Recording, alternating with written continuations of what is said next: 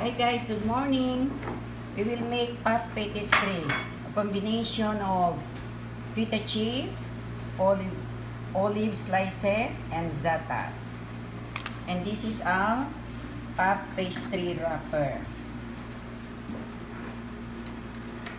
Put half a spoon on the wrapper and close it on both sides.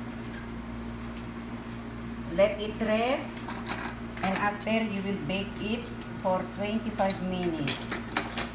This is best cooking from Mommy A. Have a nice day. Happy Easter. Bye-bye. Thank you. Hindi mo nakita yung mukha.